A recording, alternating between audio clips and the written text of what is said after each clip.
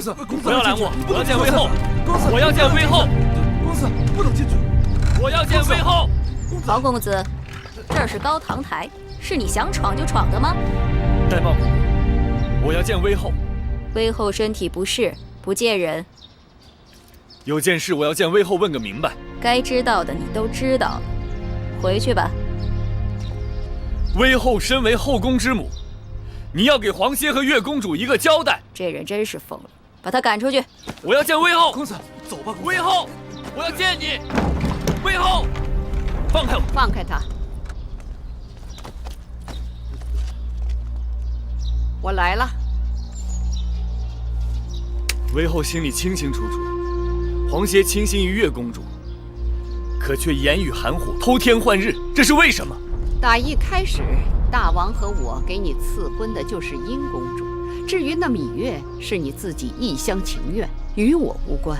我和月公主两情相悦，我向大王求婚的时候说得清清楚楚，我非月公主不娶，月公主非我不嫁。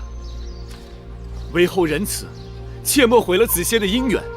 你的意思是，芈月背着大王和我，早与你私定终身？这是王室之辱，大逆不道！魏后误解，皇歇和芈月的婚事，大王早已应许，为何又突然变卦？王室之婚从来都是父母之命，媒妁之言。殷公主贤淑貌美，嫁与你是你的福气。子歇不想高攀，实难从命。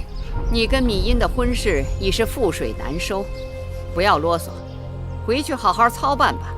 魏后，走吧，我累了。魏后万万不可！魏后身为后宫之母，怎可以个人好恶和一己私欲毁了别人的良缘呢？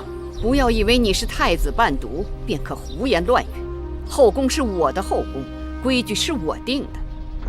把这个不识抬举的东西给我赶出高堂台！魏后，魏后，魏后万万不可啊！魏后，魏后！英儿这丫头真是瞎了眼了，怎么看中这么一个油盐不进的呆子，惹我生气。这呆子再不识趣，也拗不过大王跟魏后。等成了亲，有殷公主管教着，他脑袋瓜子会慢慢活泛起来的。英儿这丫头，我早就看透了，做事心狠手辣，我对她不得不留个心眼儿。既然她非要跟这呆子绑在一起，那我就成全她，让她自作自受。一想到芈月会为此痛不欲生，我就觉得这桩婚事我非促成不可。上回你跟我说什么来着？有些人活着比死了更煎熬。芈月命大，上次中毒不肯死，那就让她好好的活着，让她知道活在我手心里的滋味。可那黄公子不肯罢休，是得想个法子把那书呆子看紧，免得他再生出事端来。妹妹，别太难过了。公主，魏后那边要您去商讨一下陪嫁单子上的东西，让母后自己定夺吧。那些珠宝玉器的单子，魏后已经勾画好了，但平府的那些书籍……我知道了，你下去吧。可是魏后……母后再催你，你就说出嫁秦国，恕公主嫁妆一样不要。是。姐姐，你这又是何苦？公子歇与你落到这样的结果，母后难就其责。魏后不会放过我的，这在我的意料之中。若是这样，公子歇的婚事落空，我出嫁秦国，谁还能顾你周全？我已经想不到那么远了。大王赐婚芈殷，公子歇会改变主意吗？不会，这正是我担心的。他若拒绝赐婚，罪名就是违抗君命，大王会对他治罪的。公子歇娶你不成，抗命不成，那你们该如何是好啊？无路可走。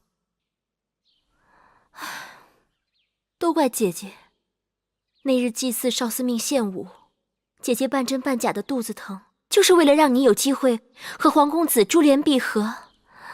谁料却弄巧成拙，反而让母后更加记恨于你。眼下还有什么办法是姐姐能帮你的？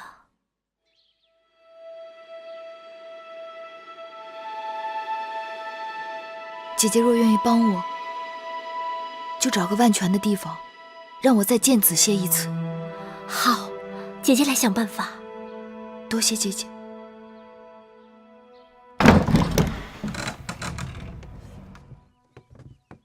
大王赐500卷书简给舒公主做嫁妆，内载列出的书目给威后和舒公主过目后，却不甚合意，所以舒公主才要我陪着过来，亲自挑选。月公主说的是，根据楚国之历来规矩，给公主做陪嫁的这些书简不能是孤本，只能是抄录本。不然的话，公主这一陪嫁过去，咱楚国不是少了一些典籍吗？只是我这平府里的书卷已经多年没有得到整理了，好多个书卷都只剩孤本，抄录的副本它就不够齐全。你说这临时要找这么多的抄录本，哪儿去找啊？为何无人整理啊？若是没有朝中大臣主事分派编修，布置世子抄录整理，小臣那些个粗俗不堪的杂役，怎么敢去动这些典籍呀？好了好了，带我周围看看吧。是，请。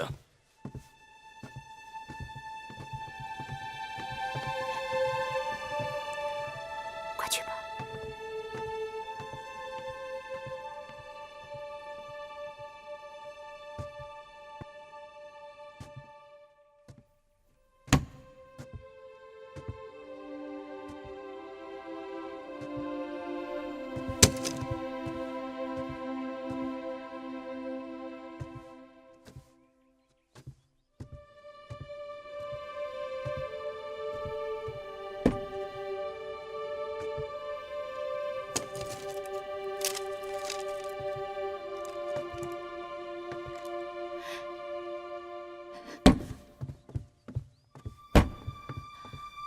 子歇，子歇，月儿，子歇，我好怕，我怕我再也见不到你了。我也怕。在这宫里，魏后一手遮天，我真的怕她再伤害你。那我们该怎么办啊？顶多以死抗婚，你我均不为死，奈何以死拒之？鱼死网破，只怕正好合了有些人的心思。我想，魏后尽管赐婚，但她困不住你的手脚，你可以逃婚，可以跑。对呀，既然眼下楚国宫中佞臣当道，我不如干脆藏着隐身，跟你一起跑。可是这宫里重重铁壁，魏后的耳目把我看得很紧，我就算能逃出宫，咱俩结伴相行，只怕连郢都的城门都没有出去，就要被他们抓回来了。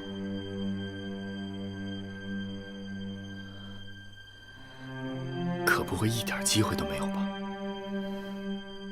机会总会有的，让我想想。这几日，我都会以帮舒姐姐整理出嫁书籍为名到平府来，你我可以在这里碰头。好。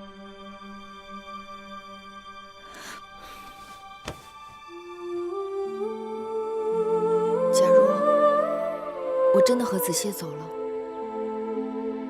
你们怎么办啊？只要你们能走，不用顾及我们。可你们打算怎样走？姐姐，不用担心我，我也是男子汉了。只有分头走，才不会引人瞩目。只是还没有详尽的打算。这可行不通。你一个女儿家，路上何人照顾？出了意外怎么办？分头走，彼此如何联系？到哪儿去逃？更不要说你是个公主，魏后只手遮天，她可以用任何名目在楚国上下搜捕你，这样风险太大了。姑姑说的有道理，但事已至此，哪有不担风险的办法？最好是不要惊动魏后，能名正言顺地离开这儿。名正言顺？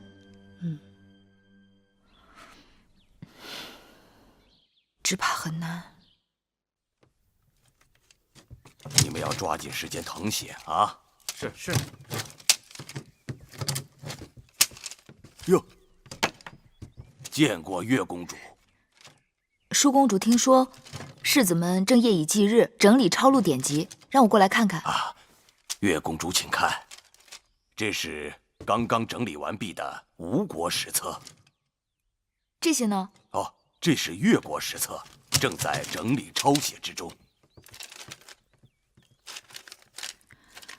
凡是作为舒公主陪嫁书籍，要让人先着手去做。那是自然。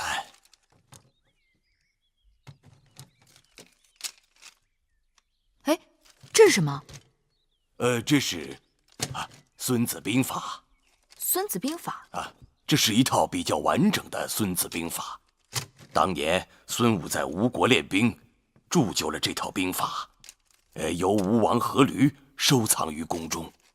后来孙武离开了吴国，便有一些断简残篇，流传到世上。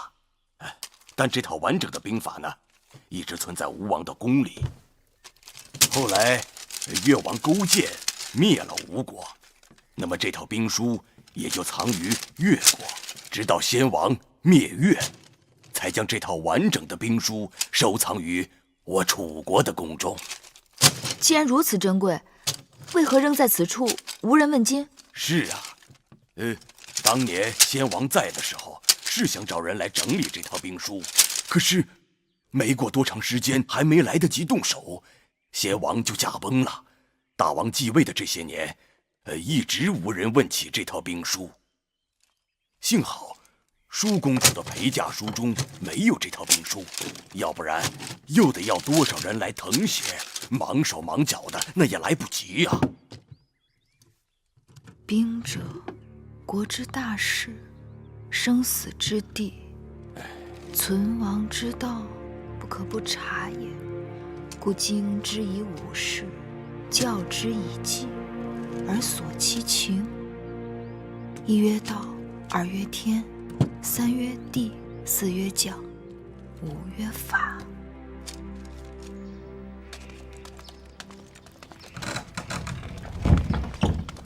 太子，敢问黄公子，这是要去哪儿啊？子杰正打算陪太子去平府查些典籍。大王有旨，公子歇与殷公主大婚在即，威后特赐金华台给公子成婚，所以请公子即刻进入金华台，以安心料理婚事，闲人不得入内打扰。请吧。慢着，公子是我的陪读，此事我要去与父王商榷。太子，威后要小的传话，说是公子歇的事与太子没有干系，还是不要趟着浑水好，安心在南巡殿读书吧。公子，太子，无妨。请吧，公子。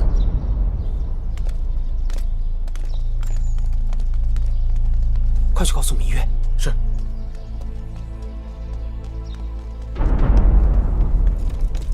月公主，月公主，月公主，黄公子被威后以筹备大婚为名，已经关进金华台了。关进金华台？包括太子在内，没有大王和威后的命令，任何人不得进入。那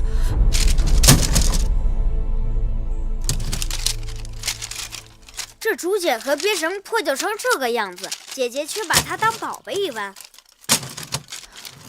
这是《孙子兵法》，天下孤本，看起来不起眼，却是真正的宝贝。兵之行，避实而击虚，水因地而滞留，夫兵行象水，水之行必高而趋下。这哪句连着哪句啊？蓉儿念的不对吧？应当是夫兵行象水，水之行必高而趋下，兵之行必实而击虚，水因地而滞留。知道了，水因地而滞留，兵因敌而制胜，故兵无常势，水无常形，能因敌变化而取胜者，谓之神。对呀，说得好。什么说得好？能因敌变化而取胜者，谓之神。子期被关进金华台，该是暂时性命无恙，但说明威后仍不肯对我们有一丝一毫的放松。这几日我一直在想“名正言顺”这4个字。舒姐姐曾提议要我做她的应试，陪嫁去秦国，我没有答应。现在想来，只要能离开楚国，那便是海阔天空了。对呀，不如先假意赞同，让舒公主去睡转魏后那边。魏后若肯放手，你就可以名正言顺地离开楚国，你和黄公子就有了逃脱的希望。只是这筹划要不要告诉舒公主？还是先瞒她一阵为好，少一个人知道，少一份风险。更何况万一事情败露，我和子歇是死活都豁出去了，但绝不能连累了舒姐姐。妹妹，你真的想好了？好妹妹，这下可好了，姐姐这7上8下的心也算是掉到井底。我知道你一直为你娘亲的身份所困扰，但是你想想，你我毕竟与他人不同，即便你跟我随应，我绝非会把你看成卑贱女子，你我依旧是好姐妹。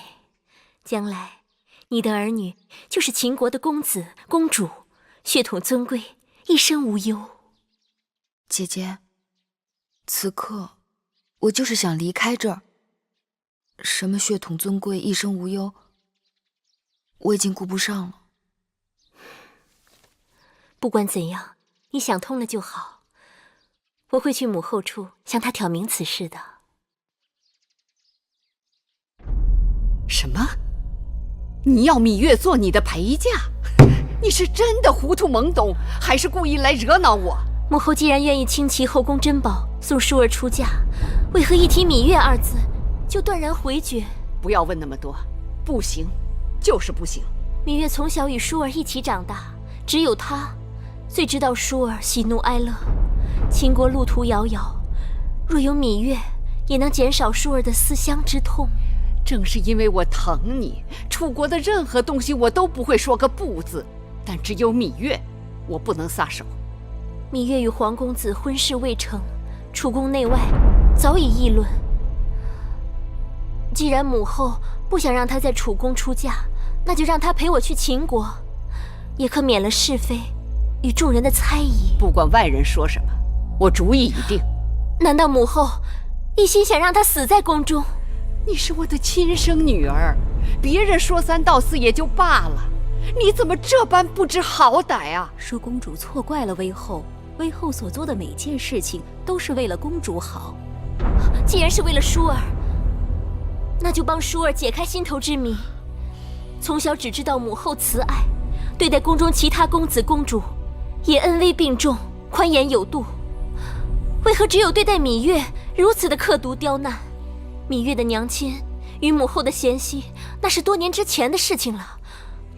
她的娘亲去世，再大的怨恨也该烟消云散。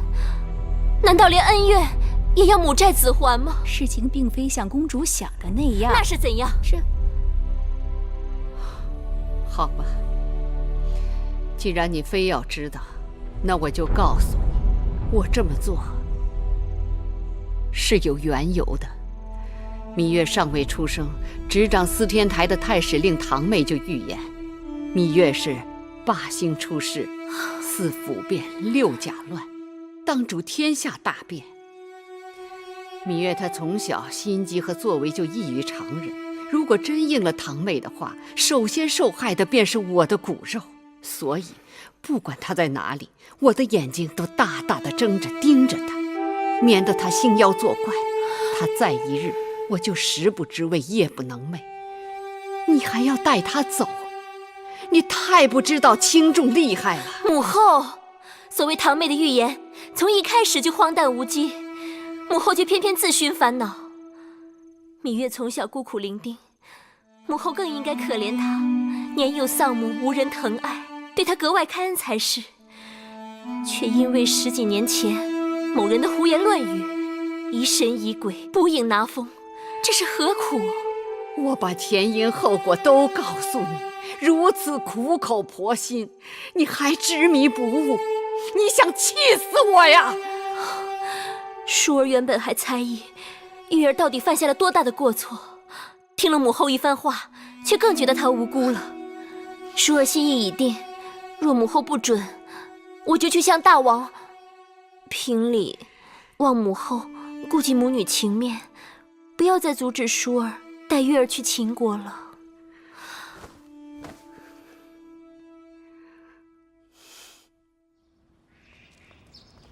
今日我陪舒公主去看嫁妆，那些珍珠宝贝差点把我的眼睛晃瞎了。你呀，真没见识。去年我在威后那儿伺候的时候，跟着戴毛姑姑去过一趟方府。你知道方府吗？当然知道，那是宫里头专门藏宝贝的地方。我在那儿看到不少好东西呢。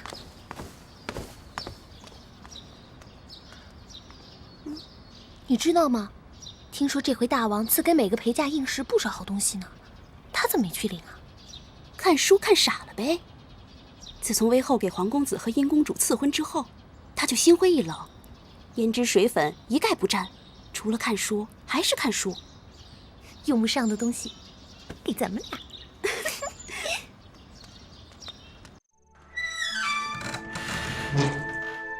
月儿，姐姐来了。我经过你的屋子，看到里面还有光亮，都这么晚了，怎么还不睡呀？我想再看一会儿书。不就是一部兵书吗？女儿家又不带兵打仗，看它做什么？反正心里头闷着，正好拿它解烦。上次月花台中毒，你的身子一直没有好利落，当心再倒下。知道了。那我先去睡了。好，你也早点歇息吧。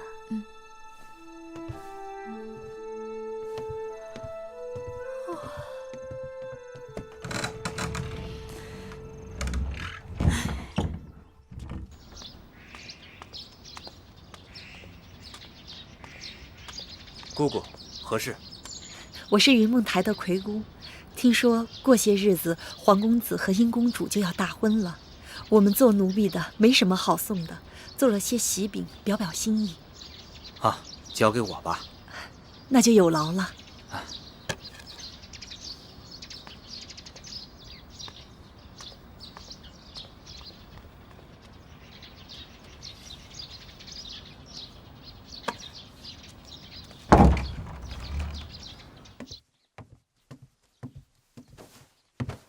公子，这是云梦台的姑姑送来的喜饼，放着吧。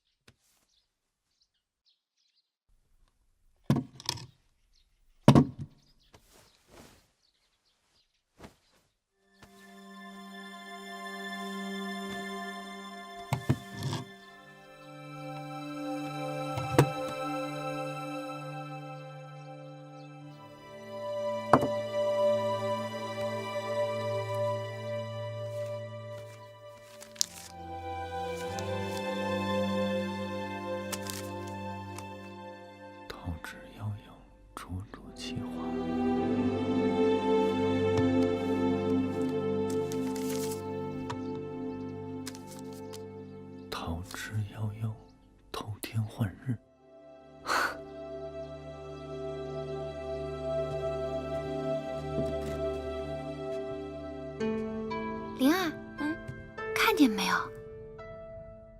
这是青绿羽裳。这琉璃珠虽不如随侯珠，但也相差不远。这蜻蜓眼，据说是从极西之地来的。这一套玉佩是用上等的玉石做的，这些啊，都是威后指定宫里头给的嫁妆。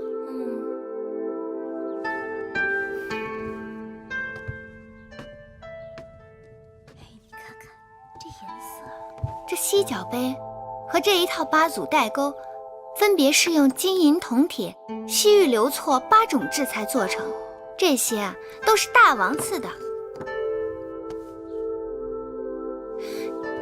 这赤玉珠串，还有这一套金饰，共有12件，这些都是娘亲留给我的。公主出嫁，这些嫁妆多风光啊！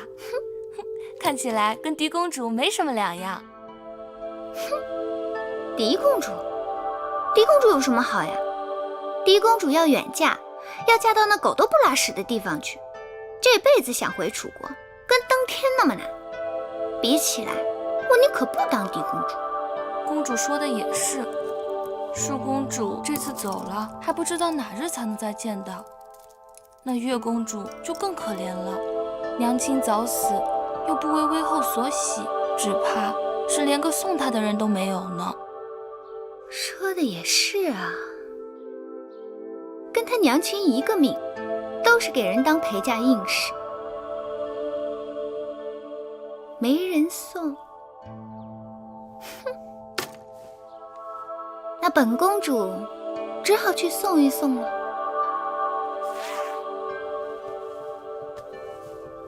哎呀，月儿姐姐，哎呦，你也真是的，宫里给每个应试都配了婢子和下人，一起带到秦国去，你怎么一个也不要啊？月儿不会使唤人，姐姐若喜欢，留下自己用。不说别的，眼下若是有人照应你，这些针线活哪要你亲自操持？这是给蓉儿做的衣裳，蓉儿长大了，少年公子翩翩风度，衣裳总要多备几件的。我这当姐姐的做的，无论好坏，总是当姐姐的留给她的一片心意。那要是到了秦国怎么办？我是王后，你是我的姐妹，总不能这些事情还要你亲自动手。就算你肯，我还不肯呢。秦国后宫那些不知根底的人，还不知怎么笑话我们。后宫里的人都是这样攀高踩低的，想想真是没趣。公主，殷公主来了，她来干什么？哟，你们都在呢。我还说呢，这舒妹妹要出嫁了，不知道得多忙啊。且不说陪嫁中的那些摆设、器具、书籍、珠宝首饰、乐器药材，光那4季的衣裳就得有好几车吧。秦国啊，那地方冬天特别的冷，舒妹妹得把银鼠皮和灰鼠皮的大袄多拿上2件，免得受冻。我的嫁妆由母后定夺，殷姐姐还是多操心自己的事吧。可不是，我那儿也乱成一锅粥了。说起来，我比妹妹还有早出嫁1个时辰呢。这是皇族族长和威后根据大祭司问卜神庙的结果定下的吉时。这不，陪嫁的单子也有了，光金银玉石、玛瑙沉香的手串、手镯子就有好几大盘子，再加上项圈、耳环、凤钗什么的，一样样的看过来，看得我头直疼。其实啊，我也不在乎那些东西。子歇的父母过世早，家里头的事情都是由他们族长做主。皇家在楚国虽然没有过去的花团锦簇，但排场仍旧得撑着。我的嫁妆带过去，还不都是便宜了别人？殷姐姐若没别的事，忙你自己的去吧。没关系，我也是出来散散心的。灵儿，在。帮着珍珠给我碰壶茶去。是。如今啊，我才真的相信，人是天生有命的。像妹妹你，就是荣华富贵，要当一国之后的命。像我呢，就是相夫教子，若夫君能加官进爵，我也就跟着享福的命。可也有的人啊，生下来就是贱，再张狂，也只能跟他娘亲一样，给人当个陪嫁硬使。你说，这老天怎么那么公平啊？珊瑚，你进来。我记得前段日子给舒公主做过不少香丸，你把她找来，用香炉把这里好好熏一熏。是。月妹妹，要不你我一起去园子里走走吧？这屋子里的污秽之气实在是太重了。哎呦，可不是，快走。走，走。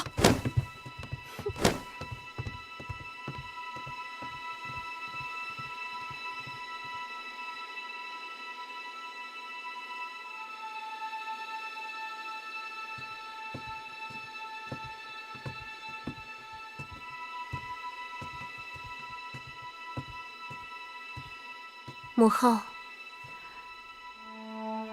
母后找我。舒儿来了，快坐到母后身边来。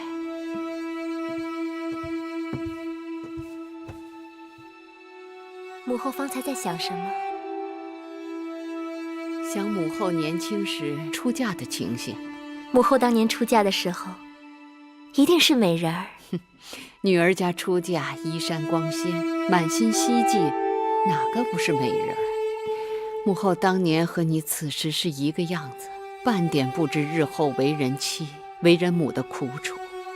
舒儿感激母后养育之恩。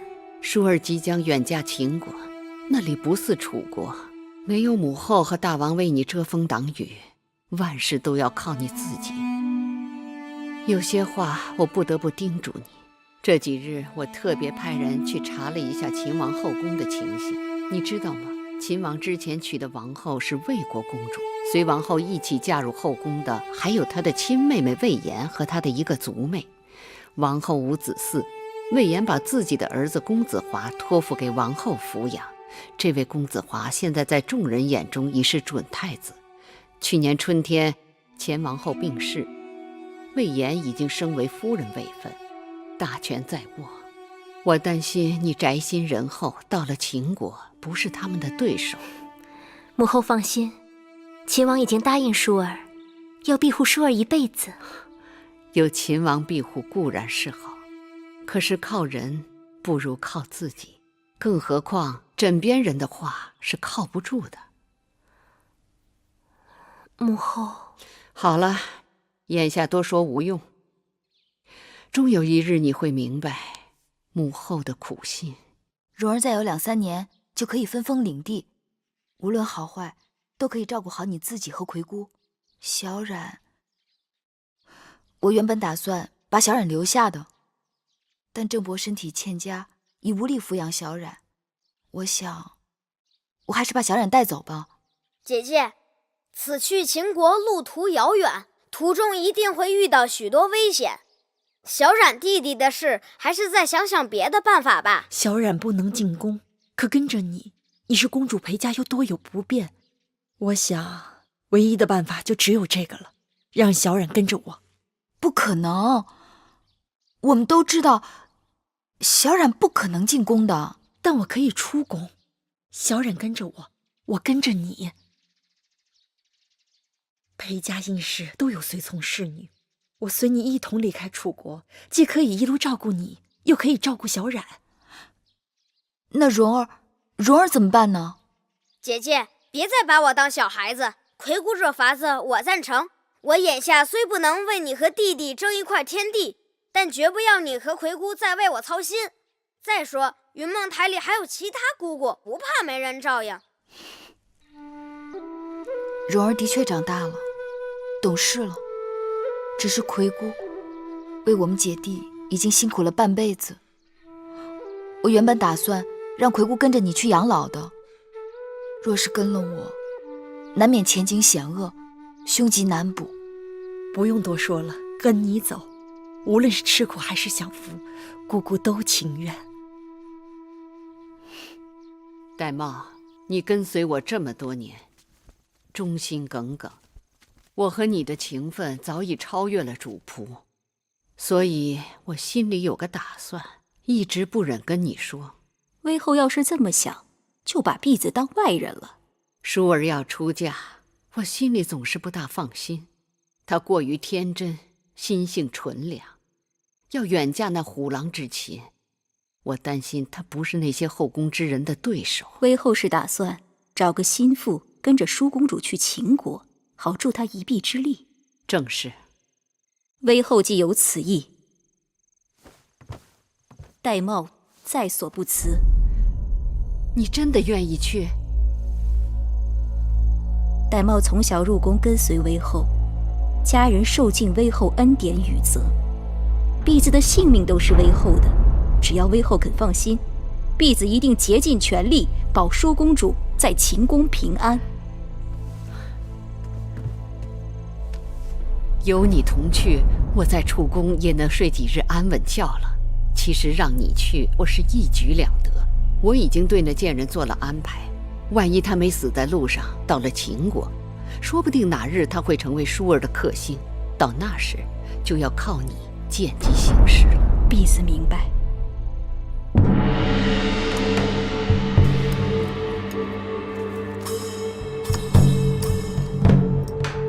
殷公主，时辰到了，殷公主请。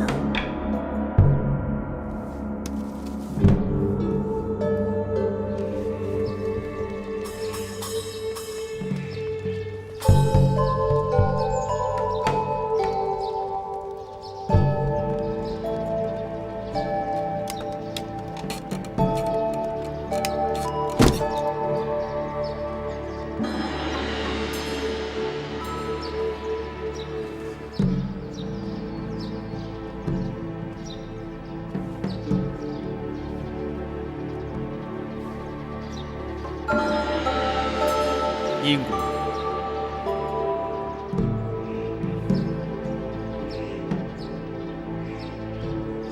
季伯，怎么不见黄公子啊？子歇躲在喜房里不肯出来，我也正着急呢。他要不来，如何行这一拜大礼？殷公主，季伯，怎么不见黄公子啊？子歇躲在喜房里不肯出来，我也正着急呢。他要不来，如何行这一拜大礼？我亲自去请他。这样不妥，不合礼制。有何不妥啊？反正他早晚是我的夫君。哎，公主，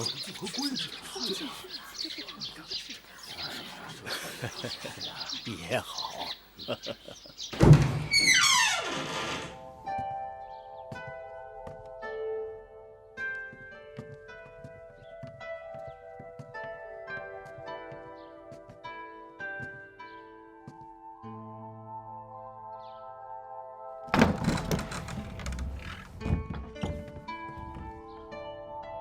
夫君，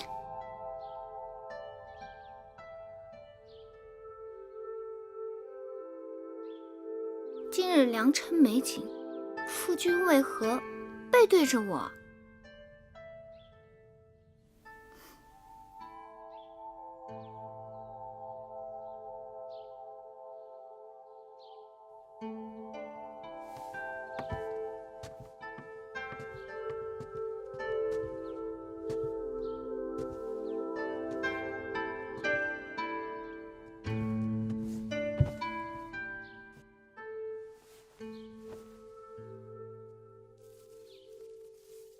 夫君，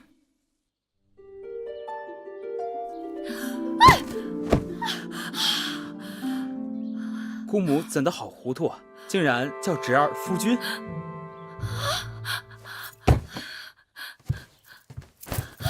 公主，黄公子呢？公子，皇公子不是在屋里吗？那是太子。太子，太子一早来给皇公子贺喜，然后就走了呀。蠢猪，那走掉的是皇公子。公主息怒，公主息怒！啊，怎么出这种事？公主息怒，公主息怒，公主息怒！公主上看，公主，怎么回事？拜。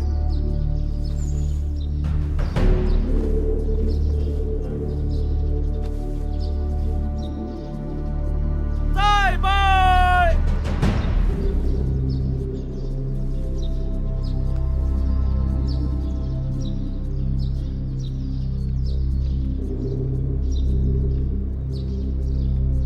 三拜。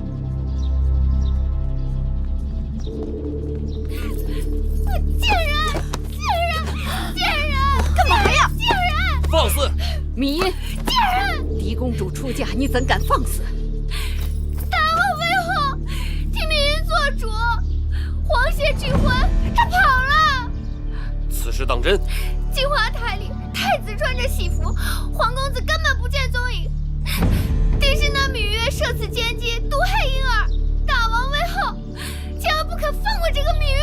芈月，告诉我，黄歇到底去哪里了？黄歇是在与米音成婚的时候不见的，我怎能知道他的去向？好硬的一张嘴，给我拿下！是。母后，那黄歇被关在金华台多日，月妹妹日日与舒儿在一起。黄歇走了，去追那黄歇便是，怎怪在月妹妹身上？那皇公子定是被芈月迷惑了心窍，今日突然不见，定是与芈月早有预谋。你这桩婚事，皇公子本来就是不情不愿的，强按牛头喝水，得此结果也怨不得别人。舒儿，你给我闭嘴！我心里明镜似的，早就看出芈月跟你出嫁秦国是不怀好意，你还替这个贱人说三道四，把芈月给我扣下！母后，今日是舒儿出嫁之日，一身祸福均系此刻。芈音哭闹搅场，母后又要扣下舒儿的陪嫁应试。假若一定如此，不嫁也罢了。舒儿，月妹妹不走，舒儿也不走。舒儿糊涂，母后这是为了你好。大王，吉时已到，若错过了时辰，与公主的姻缘不利。大王，这黄歇悔婚是小事，楚秦联姻才是大事。母后，眼下没有证据证明黄歇的出逃与芈月有关，依寡人之见，还是得过且过，即刻启程吧。这怎么可以？有何不可？若不是你强行把芈音许给黄歇，事情怎么会闹到如今这个地步？微后明鉴，若再不启程，就会错过了吉期。秦王那里在关外迎亲的人也是有时辰的，况且秦国迎亲使者手里有陪嫁应妾的名单，突然少了一人，恐怕会引起误会和猜忌。好了好了，启程启程启程！等等，舒儿，也许你眼下还不会明白，我所做的一切都是为你好。你是娘亲身上掉下来的肉，我怎会害你？等你以后有了自己的孩儿，你便会明白做娘的一片苦心。母后，母后敬请放心，舒儿到了秦国，会擅自郑重的往后山高路远。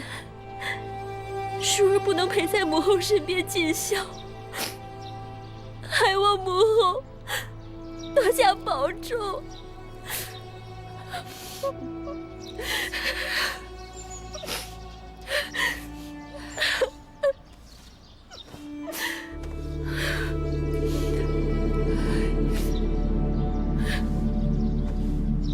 吉时到，启程。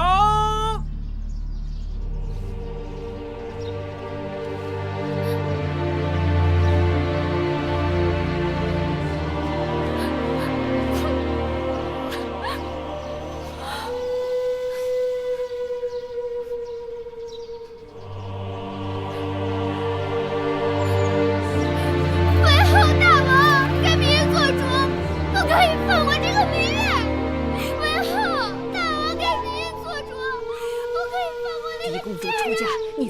头脑真是丧气！来人，把他给我拉下去！为何不可以放过那个贱人？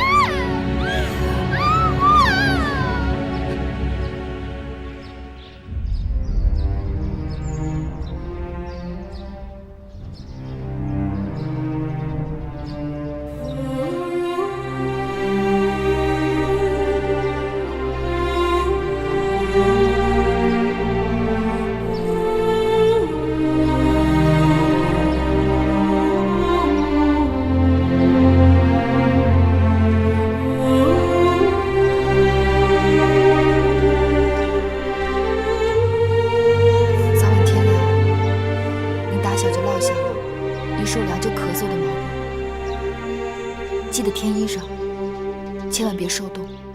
放心，你和冉弟路上要保重，还有贵姑，不要太辛苦了。在宫里，无论遇到什么事情，你都要学会忍，千万要小心威后那边。只要熬到分封，有了你自己的立脚之地，一切就都好办了。等到分封之后，我一定想办法把你们都接回来。只是这一去，路途遥远，会有很多危险。还有我呢，谁要是敢欺负姐姐和魁姑，我就揍他。小冉是个男子汉了，遇到险境，我们会有办法的。眼下我们不得不分开，就是为了有一日，我们可以平平安安的团聚在一起。收到了，要不然到江边上船，天就要黑了。蓉蓉送姐姐出嫁。起来吧。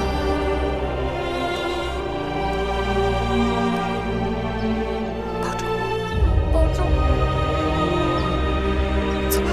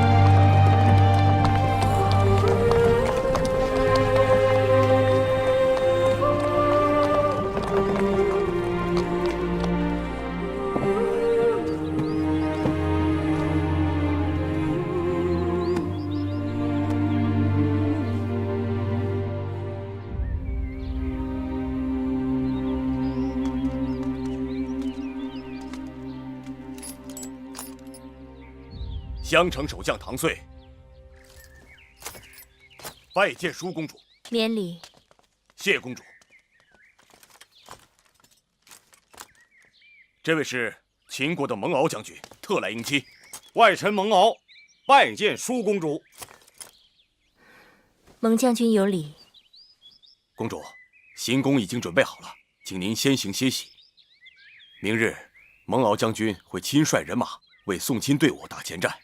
再由末将护送公主出关，出了襄城，就由蒙敖将军护送公主入秦了。有劳两位将军了。这是外臣应尽的职责。舒公主，请。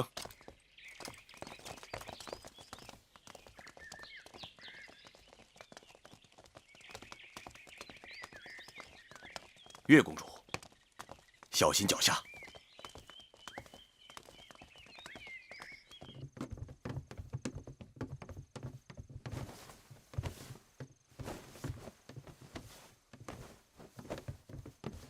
哎呀，终于到了，晌午才从船上下来，接着又坐车，这会儿觉得房子都在打晃呢。妹妹，你快坐吧。姐姐早生歇息吧，明日开始车马劳顿，只怕会更辛苦。妹妹，你也累坏了吧？那你也早点歇息吧。我就住在姐姐隔壁，有事喊我。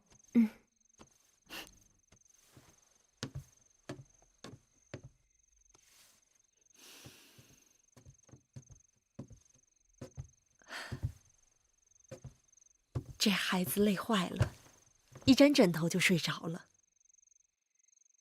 路上你一直照应我们，此刻还要做针线，让我来吧。不用，你快把这碗绿豆汤喝了吧，我才熬的。是不是还有点烫？不是。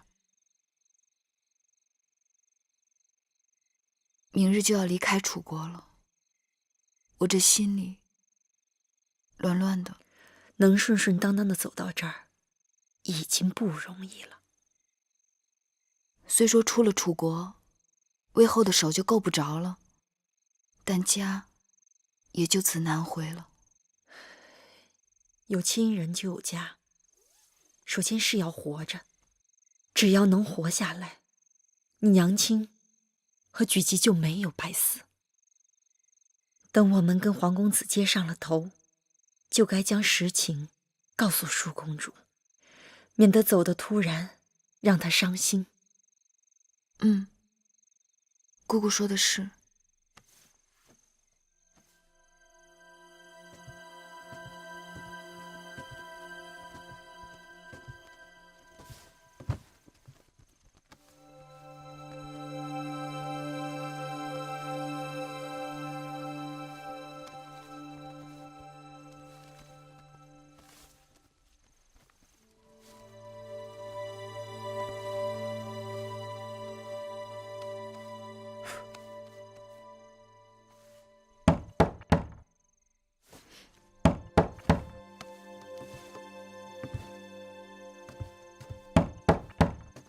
谁啊？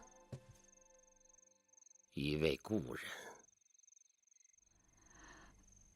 我听你的声音陌生。你将门打开，便知道了。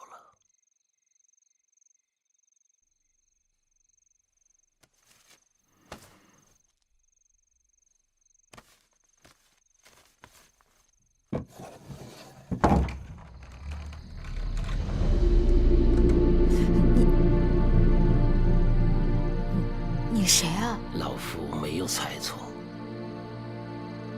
应该就是你。可我不认识您。你是月公主，是那颗霸星。老伯，我没见过您。在下堂妹，襄城守将唐遂是在下的堂弟。16年前你还未出世，老夫就知道你了。你在说什么？当年老夫夜观天象，发现霸星出世，4府变，6家乱，诸天下大变。我将此事报告给大王，说霸星将要降生到楚宫。大王当时高兴得很呐，没想到生下来的却是你这个女娃娃。于是老夫被剜去了双眼，流放到了边关。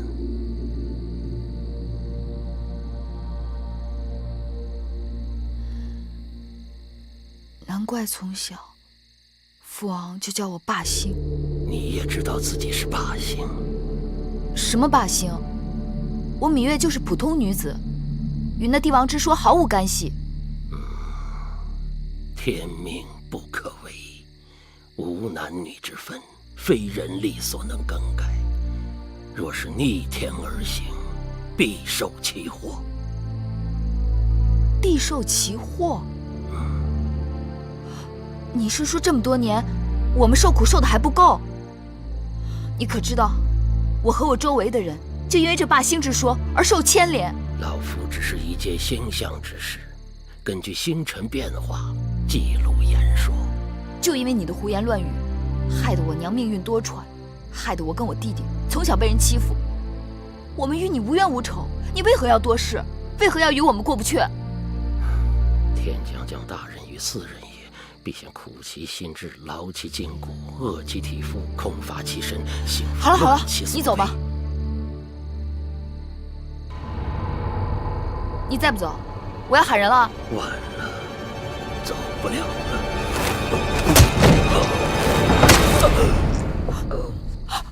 老伯，老伯。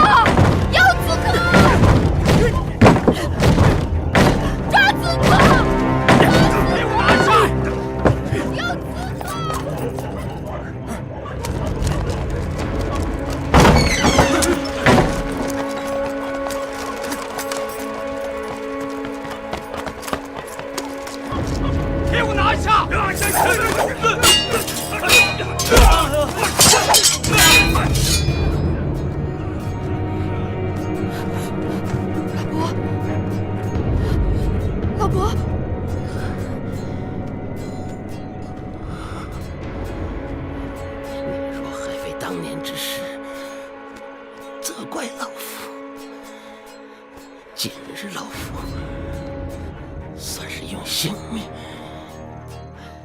偿还你了。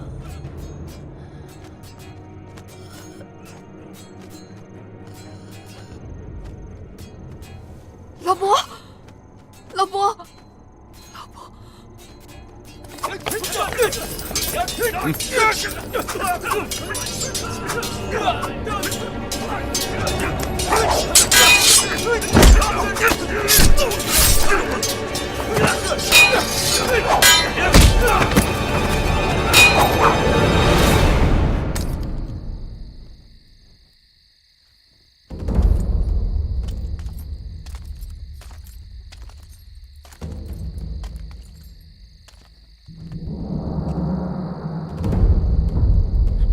大胆狂徒，慢！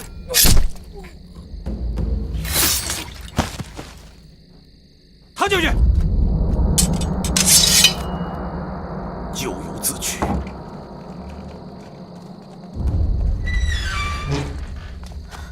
月儿，姐姐，怎么了？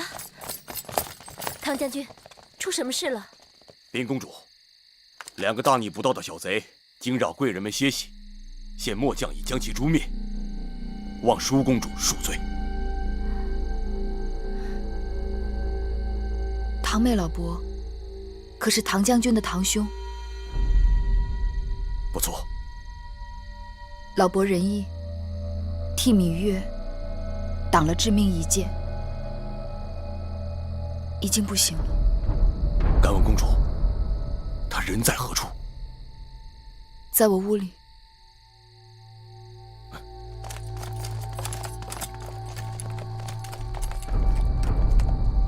这门外不是有侍卫把守吗？怎么还能让外人进来？守门的侍卫均已被害。这院子外面应当还有巡逻的将士和值更的侍从，唐将军可知他们的去向？这……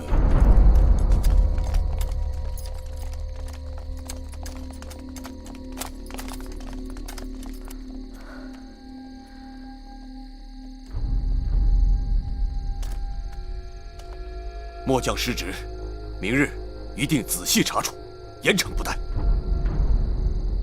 好了，你们都下去吧。夜已深了，明日还要赶路呢。是。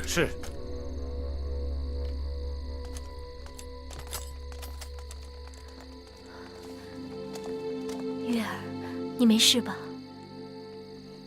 没事。吓死我了！你没事就好。只是这刺客来得蹊跷，死的也蹊跷。我一定让人禀报大王，狠狠地处罚这些襄城守将。其实也怪不得他们，这襄城是秦楚交界之地，历来盗匪横行。今日之事，大约也是哪个毛贼被糊涂油蒙了心，闯错了地方。玳瑁姑姑好灵清啊，连这小小边城的事情都了然于胸。奴婢也是道听途说罢了。既然大家都没事，那就早点歇息吧。早点歇息吧。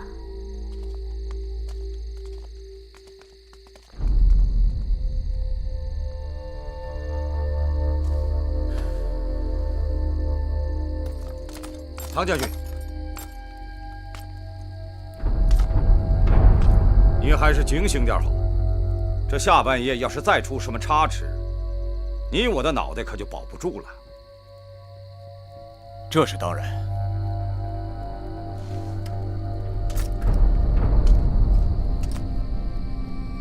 你们这队人，给我在院子外面牢牢守住！要是再出半点差池，本将军绝不轻饶。是。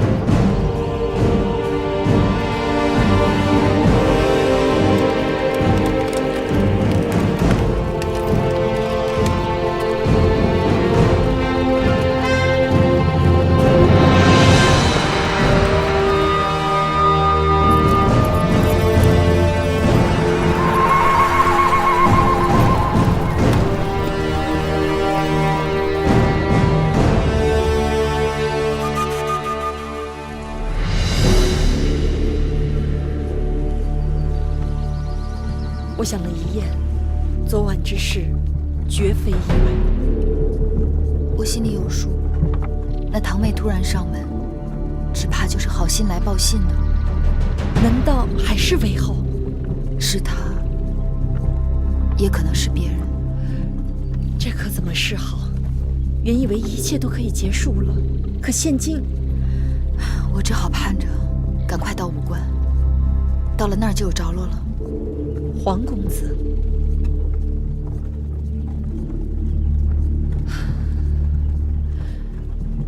少司命庇佑，月儿和我们能平安到武关城。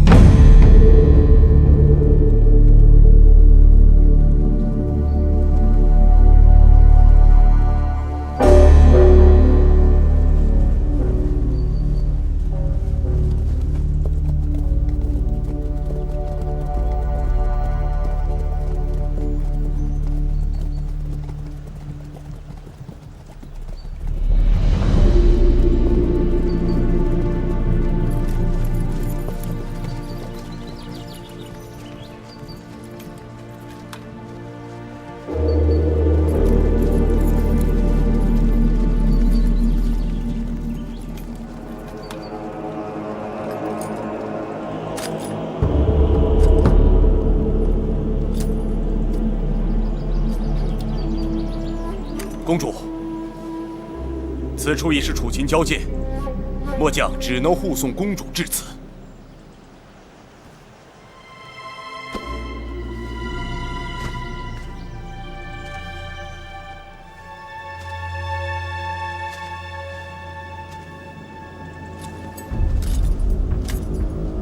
请公主擅自珍重，一路安泰。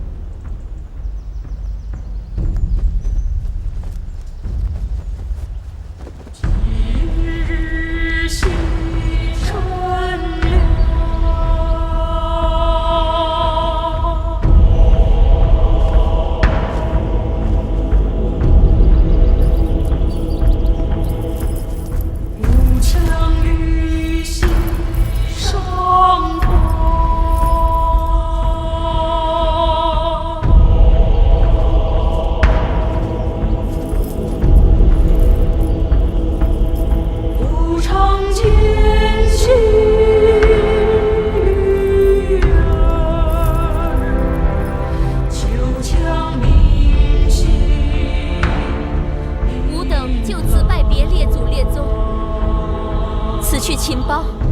山高水长，还愿列祖列宗，大司命、少司命、庇佑吾等，归岁不侵，一路安泰。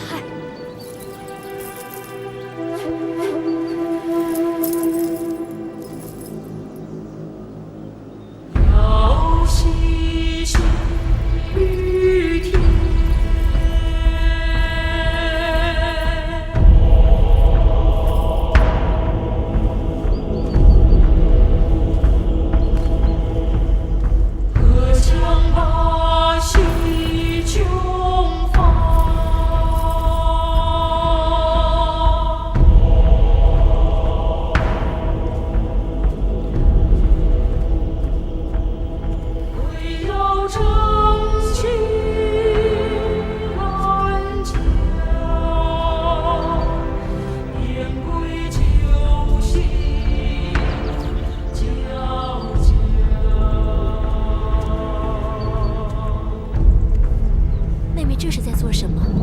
此番去国离乡，还不知道有没有机会重返故国。彭姨把故国之土带在身上，也算是聊作安慰。是啊，谁是家乡好，越是故乡美。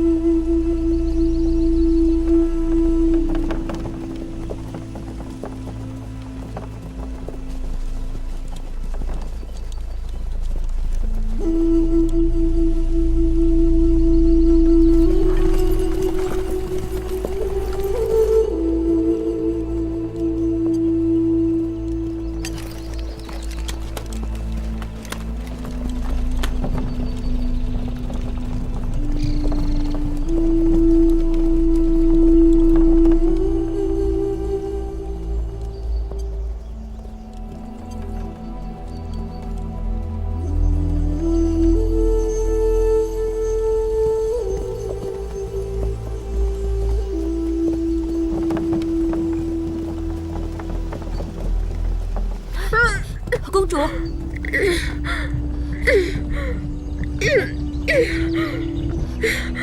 公主，你还好吧？你怎么样？停车！停车！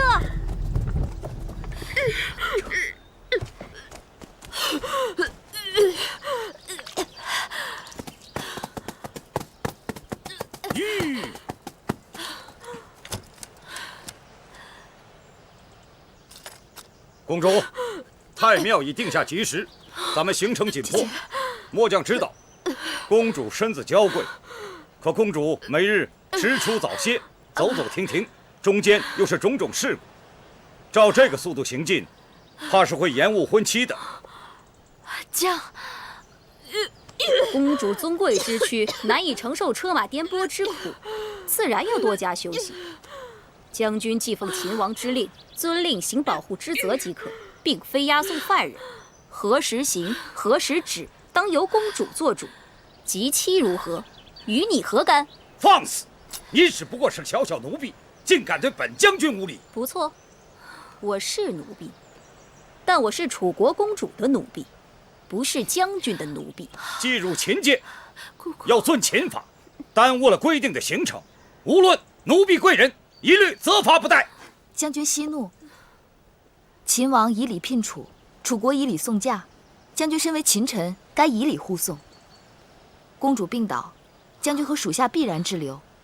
将军若是能让公主歇息一个时辰，公主身体略好些，也可让车马加速行程。一个时辰不行，只能歇半个时辰。谢将军。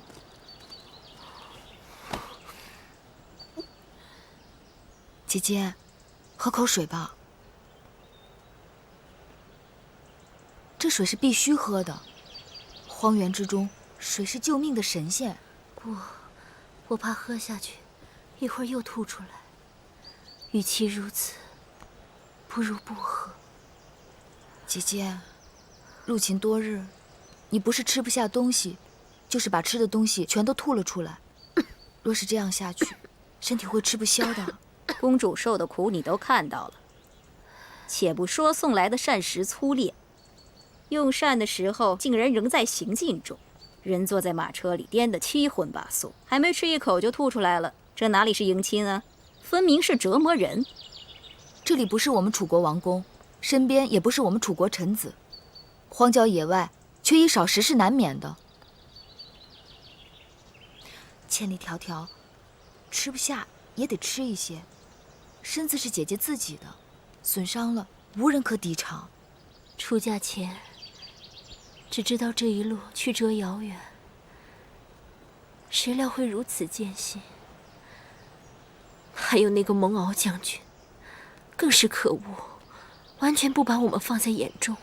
蒙敖将军是粗人，行武严整，只怕他有他的难处。再有难处，也该知道自己的身份。舒公主是王后，是主子。若在楚国，她如此叫嚣，脑袋早就搬家了。过2日就到武关了，再忍一忍吧。奴婢能忍，公主如何忍？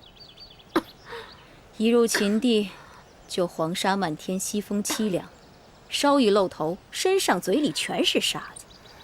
这一路上，连个驿站都没有，晚上只能睡臭烘烘的羊毛帐篷。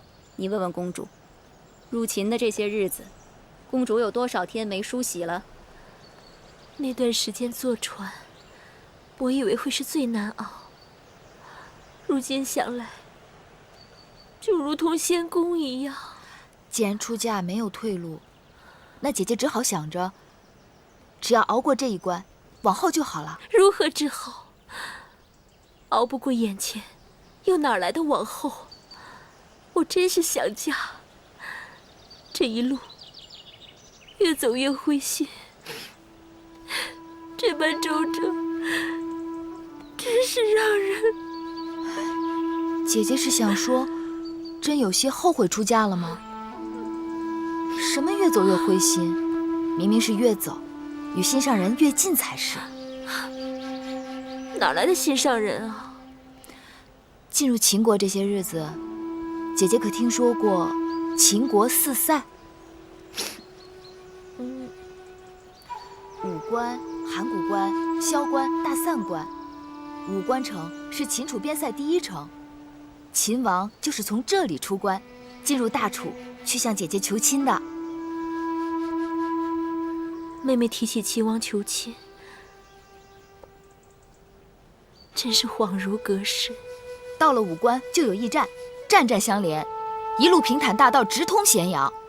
到那时，姐姐就可以好好歇息，调理身体啦。妹妹也想早早到武关，对吧？当然。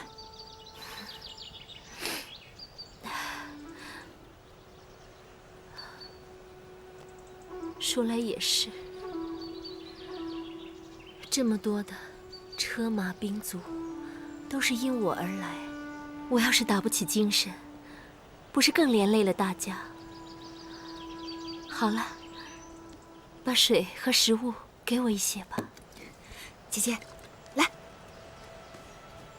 姐姐。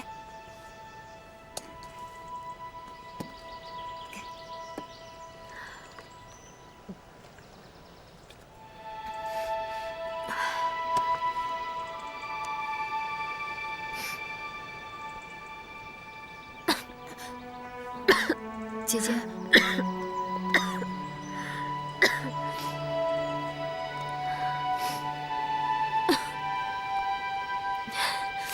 想来我也真是佩服你，这粗粝的糕点，如同嚼蜡，你是怎么咽得下去的？